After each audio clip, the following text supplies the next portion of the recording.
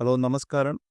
ഇന്ന് നമ്മൾ പരിചയപ്പെടുന്നത് ഒരു നിശ്ചിത സ്റ്റോക്കിൻ്റെ പല രീതിയിലുള്ള പോസിബിൾ മൂവ്മെൻറ്റുകളാണ്.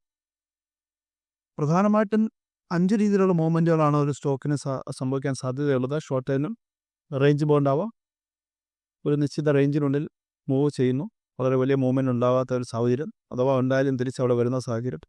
മറ്റൊന്ന് മോഡറേറ്റ് മൂവ്, ഒരു മിതമായ രീതിയിലുള്ള അപ്പ് മൂവ്.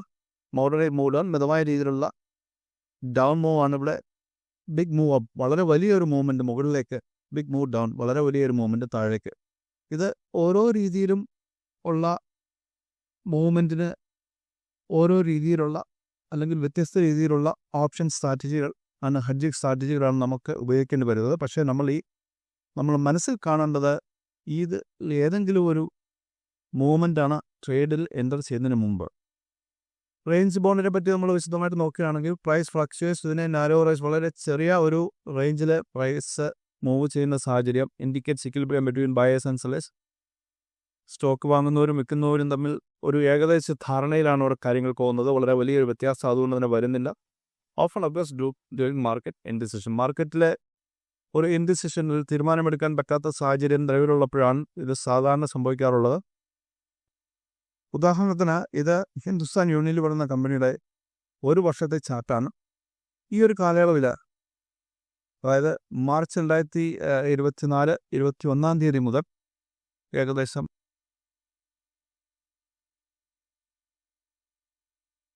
മെയ് 30 വരെയുള്ള കാലഘട്ടത്തിൽ പുറപ്പോൻ്റെ ഇൻസെച്ച് മൂവ്മെൻറ്റുകൾ വന്നിട്ടുണ്ടെങ്കിലും ഇതൊരു ചെറിയൊരു റേഞ്ചിനകത്ത് നിന്നുകൊണ്ടാണ് ആ മൂവ്മെൻറ്റ് വന്നിട്ടുള്ളത്. അതാണ് റേഞ്ച് ബോണ്ട്. മറ്റൊരു രണ്ടാമത്തെ കാറ്റഗറി മോഡറേറ്റ് മൂവ് അപ്പ് ആണ്. ഒരു മിതമായ രീതിയിലുള്ള up move, gradual and study upward trend, reflects moderate positive market sentiment. മാർക്കറ്റിൽ ആ സ്റ്റോക്കിനെ പറ്റി ഒരു പോസിറ്റീവായിട്ടുള്ള വ്യൂ ആണ് അവിടെ നടക്കുന്നത്. എന്തെങ്കിലുമൊക്കെ ഫണ്ടമെൻ്റലായിട്ടൊക്കെയുള്ള നല്ല വാർത്തകൾ അല്ലെങ്കിൽ നല്ല ചില ഔട്ട്ലുക്ക് ആ സ്റ്റോക്കിനെ പറ്റി ഉണ്ടെങ്കിലാണ് ഇങ്ങനെയുള്ള മോഡറേറ്റ് മൂവ് അപ്പ് നടക്കാറുള്ളത്. ഉദാഹരണത്തിന് ഈ ഒരു മൂവ്മെൻറ്റ് കൂടി ഇങ്ങനെ ഇങ്ങോട്ട് വന്നത് 12-13% മെയ് 3 മുതൽ ജൂലൈ 1 വരെ 3 മാസ കാലയളവ്, മെയ് ജൂൺ 2 മാസ കാലയളവിൽ അത്രയും മൂവ്മെൻറ്റാണ് വന്നിട്ടുള്ളത്. അതൊക്കെ ഒരു മോഡറേറ്റ് മൂവ് അപ്പാണ്.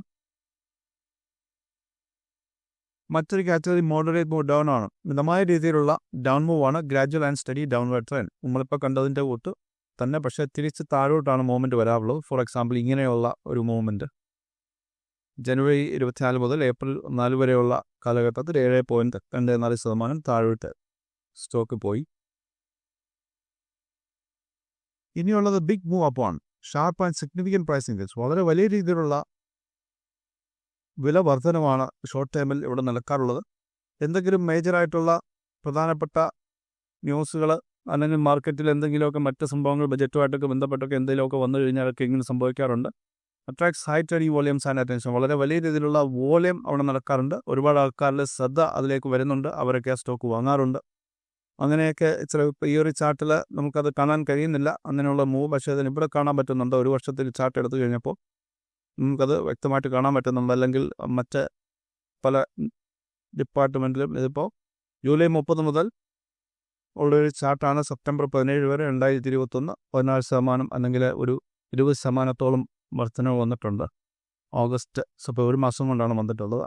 അത് വളരെ വലിയ രീതിയിലുള്ള ഒരു മൂവ്മെൻറ്റാണ്. ബിഗ് മൂവ് അപ്പാണ്.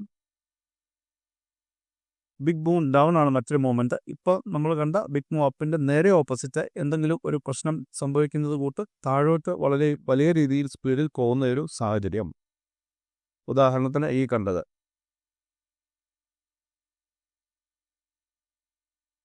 20%-ഓളം വില കുറയുകയാണ് ചെയ്തത്. സെപ്റ്റംബർ 20, 2024 മുതൽ നവംബർ 14 തീയതി വരെയുള്ള കാലഘട്ടത്തിലാണ്, ചെറിയ കാലയളവിലാണ് ഇത് സംഭവിച്ചത്. 20%-ഓളം വില കുറഞ്ഞു. ഇത് ബിഗ് മൂവ് ഡൗൺ ആണ്. നമ്മൾ മനസ്സിലാക്കേണ്ടത് ഈ പറഞ്ഞ 5 രീതിയിലുള്ള മൂവ്മെൻറ്റുകൾ നമ്മൾ അറിഞ്ഞിരിക്കണം. എന്നാൽ മാത്രമേ അതിന് ഉതകുന്ന രീതിയിലുള്ള അറിഞ്ഞിരിക്കുക മാത്രമല്ല, അതിനെപ്പറ്റി ഒരു വ്യൂ നമ്മൾ എടുത്തിട്ട് വേണം നമ്മൾ ഏതൊരു ട്രേഡിലും എൻ്റർ ചെയ്യാനായിട്ട്. Thank you.